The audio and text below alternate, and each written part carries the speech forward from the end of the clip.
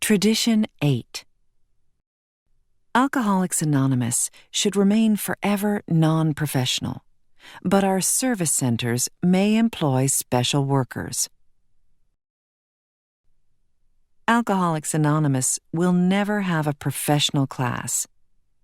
We have gained some understanding of the ancient words, "Freely ye have received, freely give."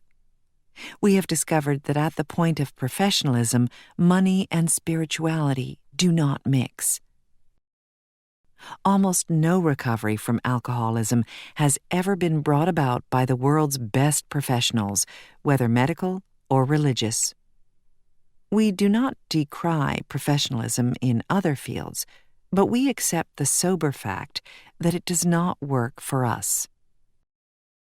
Every time we have tried to professionalize our 12th step, the result has been exactly the same. Our single purpose has been defeated. Alcoholics simply will not listen to a paid 12th stepper. Almost from the beginning, we have been positive that face-to-face work with the alcoholic who suffers could be based only on the desire to help and be helped. When an AA talks for money, whether at a meeting or to a single newcomer, it can have a very bad effect on him too. The money motive compromises him and everything he says and does for his prospect. This has always been so obvious that only a very few AAs have ever worked the 12th step for a fee. Despite this certainty, it is nevertheless true that few subjects have been the cause of more contention within our fellowship than professionalism. Caretakers who swept floors, cooks who fried hamburgers, secretaries in offices, authors writing books, all these we have seen hotly assailed because they were, as their critics angrily remarked, making money out of AA. Ignoring the fact that these labors were not 12th step jobs at all, the critics attacked as AA professionals these workers of ours who were often doing thankless tasks that no one else could or would do.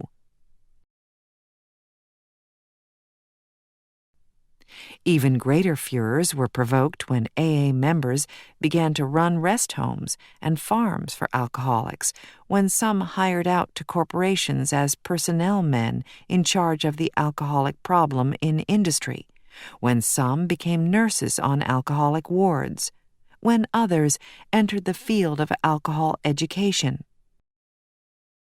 In all these instances and more, it was claimed that AA knowledge and experience were being sold for money. Hence, these people, too, were professionals.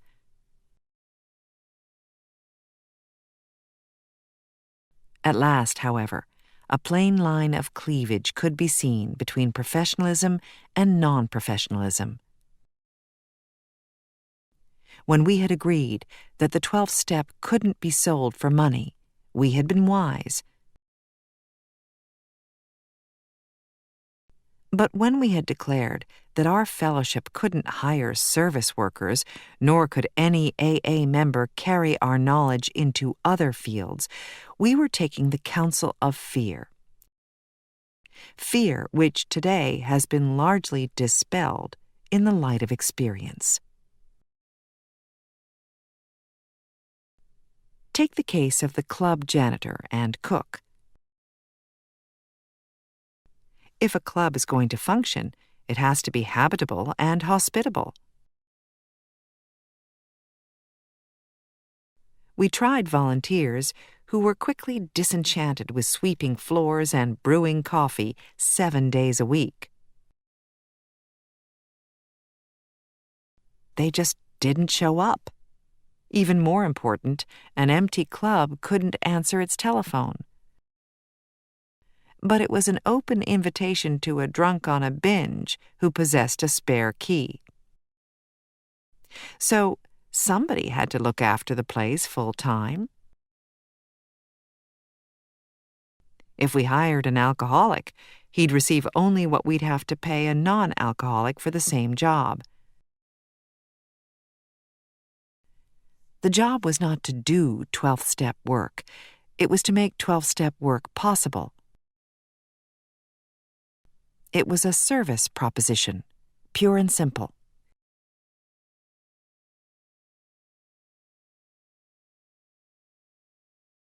Neither could AA itself function without full-time workers. At the Foundation and intergroup offices, we couldn't employ non-alcoholics as secretaries. We had to have people who knew the AA pitch.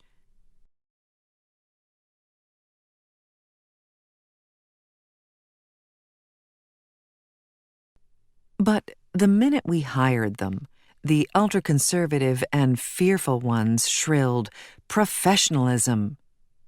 At one period, the status of these faithful servants was almost unbearable. They weren't asked to speak at AA meetings because they were making money out of AA. At times, they were actually shunned by fellow members. Even the charitably disposed described them as a necessary evil. Committees took full advantage of this attitude to depress their salaries. They could regain some measure of virtue, it was thought, if they worked for AA real cheap. These notions persisted for years. Then we saw that if a hard-working secretary answered the phone dozens of times a day, listened to 20 wailing wives, arranged hospitalization, and got sponsorship for 10 newcomers, and was gently diplomatic with the irate drunk who complained about the job she was doing and how she was overpaid, then such a person could surely not be called a professional AA.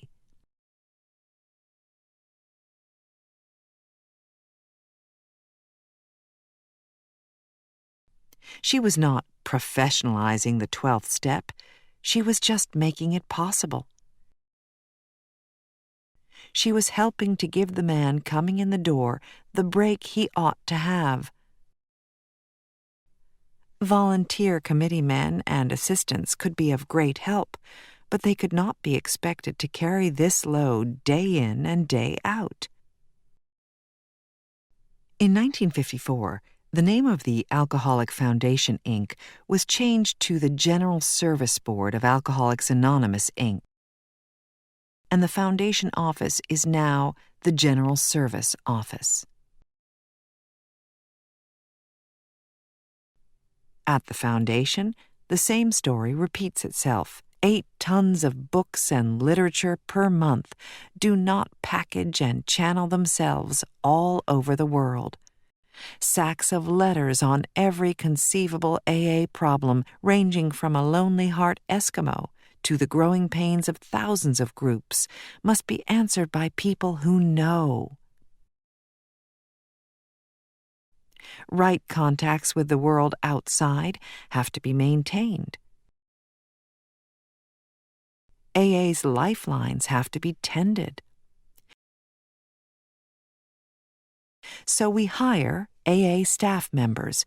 We pay them well, and they earn what they get.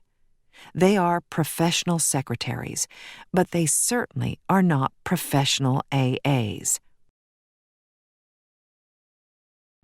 The work of present-day staff members has no counterpart among the job categories of commercial organizations.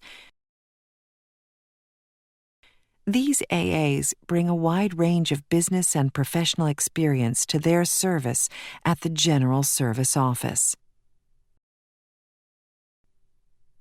Perhaps the fear will always lurk in every AA heart that one day our name will be exploited by somebody for real cash. Even the suggestion of such a thing never fails to whip up a hurricane. and we have discovered that hurricanes have a way of mauling with equal severity both the just and the unjust. They are always unreasonable. No individuals have been more buffeted by such emotional gusts than those AAs bold enough to accept employment with outside agencies dealing with the alcohol problem.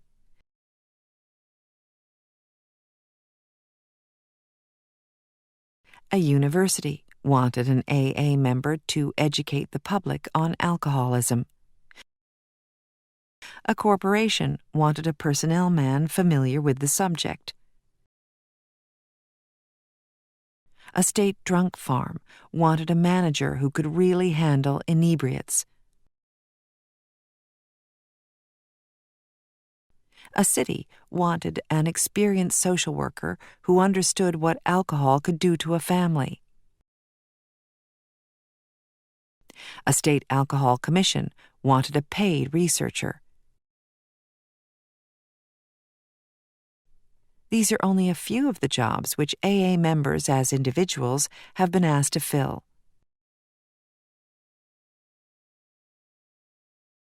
Now and then, AA members have bought farms or rest homes where badly beat-up topers could find needed care.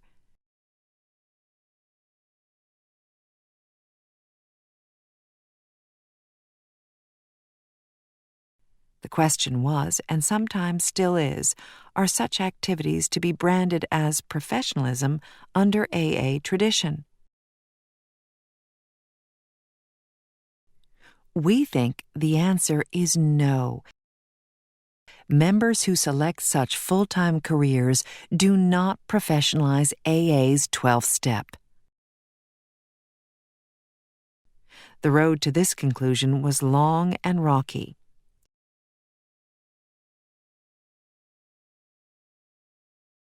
At first, we couldn't see the real issue involved. In former days, the moment an AA hired out to such enterprises, he was immediately tempted to use the name Alcoholics Anonymous for publicity or money-raising purposes. Drunk farms, educational ventures, state legislatures, and commissions advertise the fact that AA members serve them. Unthinkingly, AAs so employed recklessly broke anonymity to thump the tub for their pet enterprise. For this reason, some very good causes and all connected with them suffered unjust criticism from AA groups.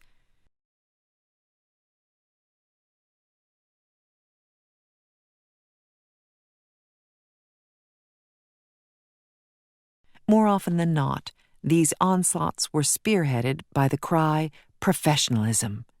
That guy is making money out of AA. Yet not a single one of them had been hired to do AA's 12th step work. The violation in these instances was not professionalism at all. It was breaking anonymity. AA's sole purpose was being compromised, and the name of Alcoholics Anonymous was being misused.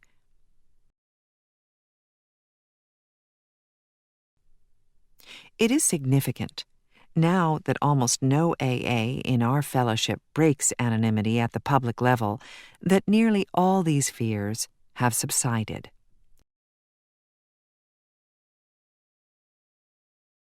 We see that we have no right or need to discourage AAs who wish to work as individuals in these wider fields.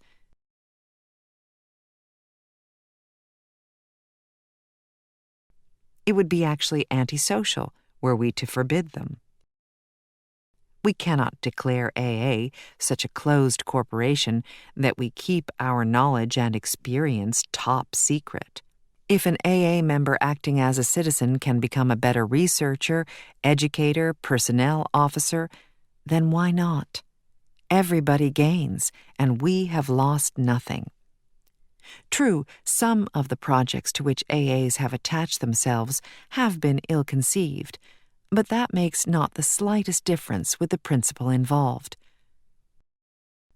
This is the exciting welter of events which has finally cast up AA's tradition of non-professionalism. Our 12th step is never to be paid for, but those who labor in service for us are worthy of their hire.